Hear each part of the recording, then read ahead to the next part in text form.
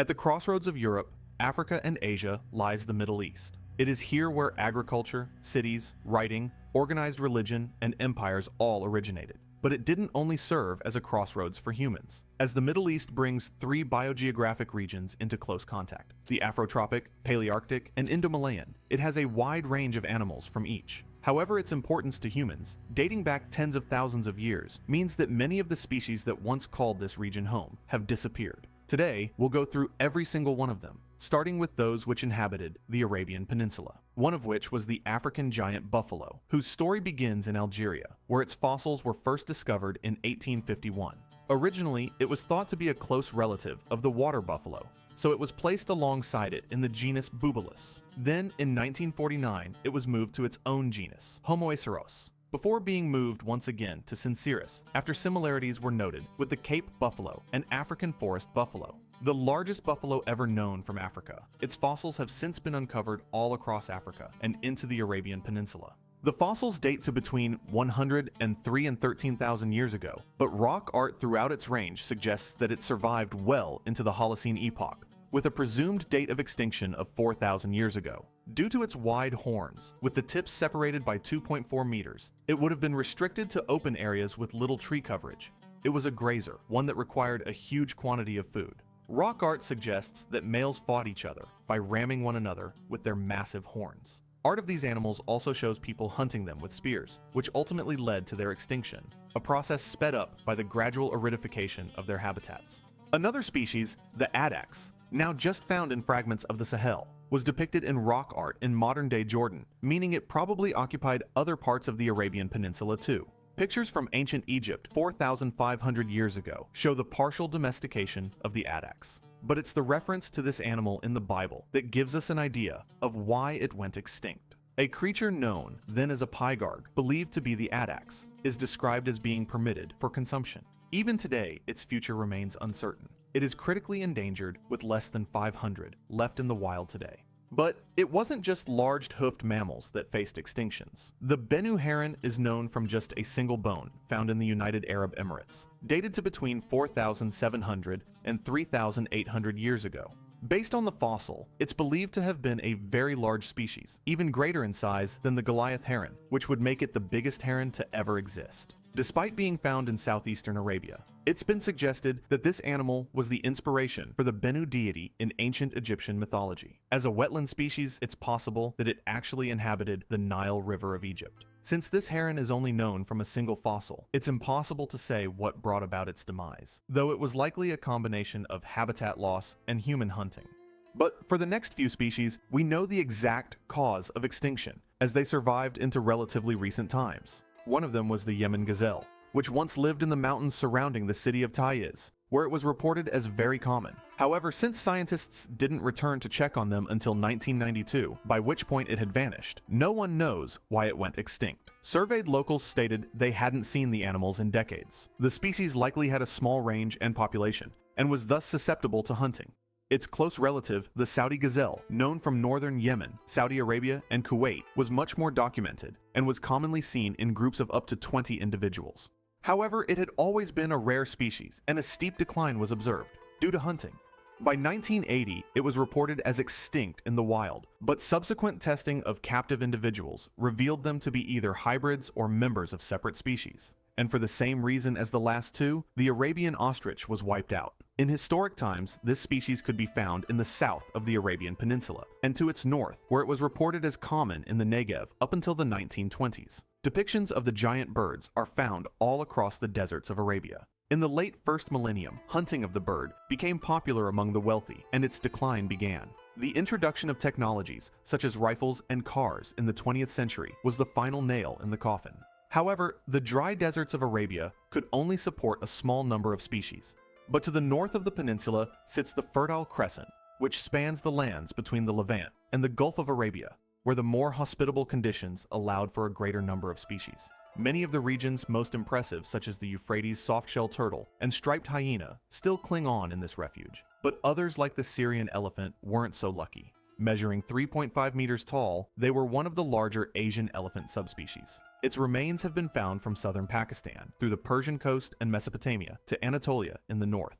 A hiatus in the fossil record of elephants between 200,000 and 3,500 years ago, however, has led some experts to conclude that they were not a natural population, but instead one introduced by people. Though whatever their origin, the last died out around 700 BC, possibly due to hunting, climatic shifts, or habitat loss. Alongside the elephant lived the Syrian wild ass, also known as the Syrian onager. It ranged across the Levant, Mesopotamia, and Anatolia across dozens of habitat types. The relationship between this animal and humans dates back 11,000 years before the dawn of agriculture. Subsequent art frequently shows people hunting them, but as late as 300 BC, it was still reported to be the most common animal in Syria, along with gazelles, ostriches, and bustards. Others describe them to be very difficult to catch as they were faster than the horses that hunters used. European travelers into the Middle East during the 15th and 16th centuries recorded large herds, but the population experienced a huge decline starting in the 18th century as firearms became more widespread. The last known wild individual was shot in the Azraq wetlands of Jordan. Later that year, the last captive individual died in Vienna. With the Syrian wild ass gone, recent attempts have been made to introduce similar species to fill the now empty ecological role. The Persian onager was selected as the most suitable replacement and now roams small areas of Saudi Arabia, Jordan, and Israel. Since the Middle East is an arid region, water sources are very sought after, and the high population density means that many wetlands that once existed have been destroyed, also wiping out the types of animals that depend on them to live. And although it might surprise you, the hippo lived in the Middle East well into historic times. In fact, during the Ice Age, it spanned a much further range, reaching as far as northern England and the Iberian Peninsula. However, by the Holocene outside of Africa, it only survived in the Levant, where it was ultimately eradicated around 3,000 years ago through both hunting and destruction of its habitats. Historical reports suggest that the Nile crocodile occupied parts of Israel and Syria until fairly recently, though an exact date isn't known. Like the hippo, its extinction would have been largely driven by habitat loss, and its possible climate-driven aridification could have played a role. Unfortunately, even into the 20th century, the clearing of wetlands was a problem. The hula-painted frog was one of those affected. Despite being restricted to just the Hula Valley in Israel by the time it was discovered, fossils show that it was formerly found in the Jordan River Valley as well. What makes this species so interesting is that it is extremely distinct from any others. Its closest living relatives diverged from it all the way back in the Oligocene, but this lineage became doomed after Lake Hula was drained in the 1950s to combat malaria. Prior to this, only 5 individuals had ever been found, and in 1996, almost 50 years since it had been last seen, it was declared extinct. But then, in 2011, a surviving population was discovered. However, the species remains critically endangered, as it is found in an area of just 2 square kilometers. Okay, so now that we've covered the Fertile Crescent, it's time to turn our attention to the Mediterranean island of Cyprus. Having been isolated for over 5 million years, of course, a unique collection of animals evolved there. One of the strangest was the Cyprus dwarf elephant. Descended from Paleoloxodon, their remains have been dated to between 7,000 and 191,000 years ago, indicating they swam over during a period of lower sea levels. Cyprus was probably visible from the mainland at the time, and the scent of untouched grasslands would have attracted the elephants. Once they arrived, they underwent a process known as insular dwarfism, where large animals evolve smaller sizes on islands, the result of smaller amounts of food, lack of predators, and increased competition. Its size is difficult to determine, but estimates suggest 1 meter in height and 200 kilos in weight. If accurate, this indicates a 98% reduction in weight from its mainland ancestor, which weighed 10 tons. Following this trend was the Cyprus pygmy hippo, who diverged from the common hippo between 1.36 and 1.58 million years ago. Though since the earliest fossils date to just 200,000 years ago, their ancestors must have remained on the mainland for quite some time. Compared to the shrinking of the Cyprus dwarf elephant, for the hippo it wasn't as extreme. It was reduced to 70 centimeters tall and 130 kilograms, 10 times less than the hippo today. Unlike the primarily grazing hippo of today, the Cyprus dwarf hippo was a browser, filling a niche on the island that would otherwise be occupied by animals such as deer. This is further supported by its limb morphology, which tells us it was much more terrestrial.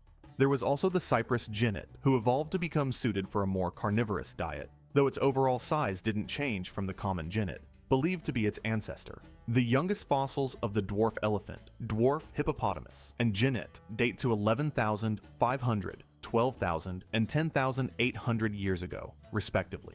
This coincides with the arrival of humans to Cyprus, who arrived 1,000 years before the extinction of the pygmy hippo. These first inhabitants were hunter-gatherers, and we know they hunted these animals. The bones belonging to 500 hippos have been found in a single rock shelter along the southern coast, though some argue that these bones accumulated naturally. A 2024 study estimated that when humans arrived, around 14,300 dwarf hippopotamuses lived on the island. The same study found that hunting of 650 a year would have quickly brought about their demise, realistic considering an estimate of a few thousand people.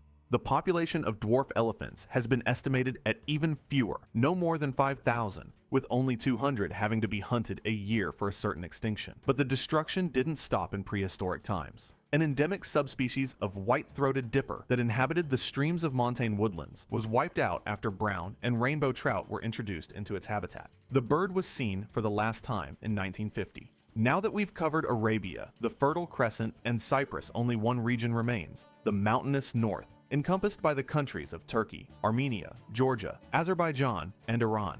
By far the most famous extinct animal from these lands is the Caspian tiger. These animals arrived from far eastern Siberia after the end of the Ice Age and gradually evolved into a distinct subspecies. At their peak, they could be found from Syria and Russia, throughout Central Asia, and to even China in the east. Their demise began in the 1800s, when both them and their prey started to be hunted in larger numbers, and when their wetland habitats were increasingly converted to agricultural land.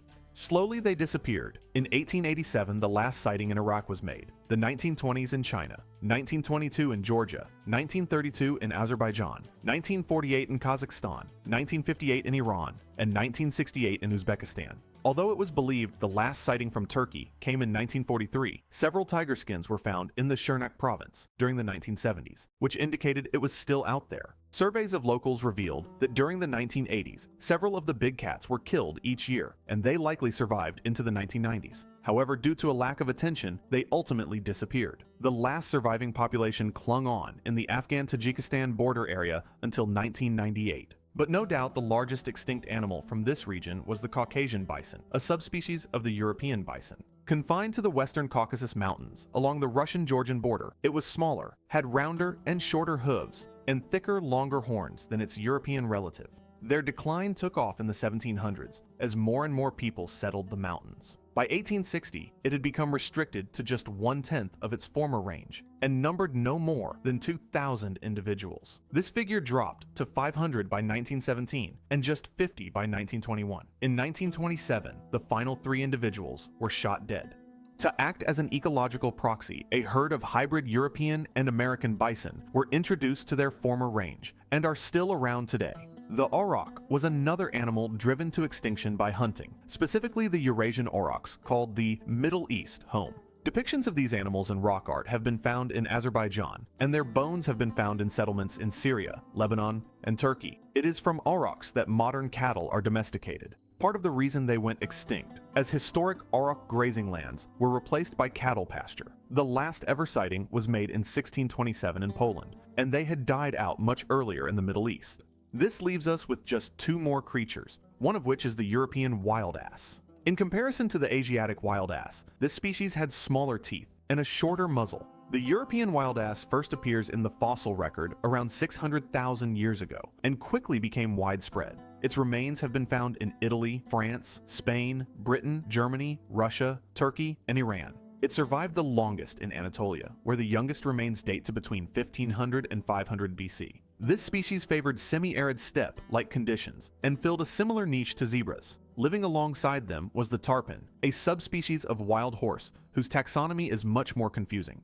It's unclear whether they were a truly natural species or were instead descended from previously domesticated horses. Nonetheless, they had disappeared from the Middle East by historic times and were wiped out of Europe during the late 1800s. Thanks for watching. If you want to hear more about extinct animals, make sure you subscribe, and I'll see you in the next video.